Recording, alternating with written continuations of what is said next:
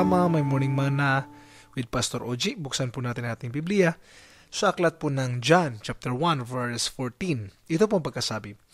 The Word became flesh and dwelt among us, and we beheld His glory, the glory of the only begotten of the Father, full of grace and truth. This morning, our topic is Christ is born. In the very beginning, God was an invisible God, hindi siya nakikita. He is called the Lord God Almighty, the great I am.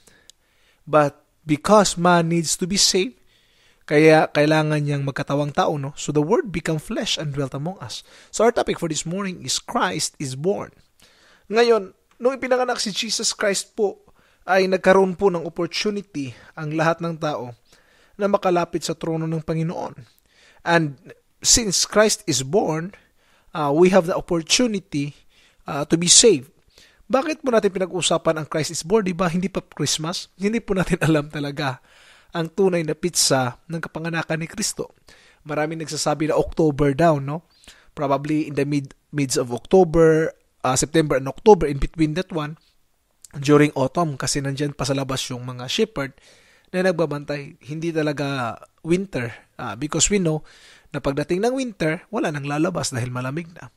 So maaring questionable yung kapanganakan ni Jesus Christ. We don't know really the exact date of His birth, but all we know is this, that God was manifest in the flesh and dwelt among us.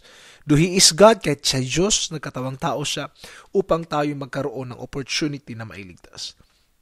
Ito ang panahon na dapat mag-rejoice tayo, no? Kaya nga, pwede tayong umawit ng joy to the world. So the date of Christ's birth may be debatable, no? But the fact of His life is indisputable. So we need to celebrate not because of the date, no, but because of the salvation we have earned. Maaring mayroong debate dyan sa pizza, huwag na natin isipin yan.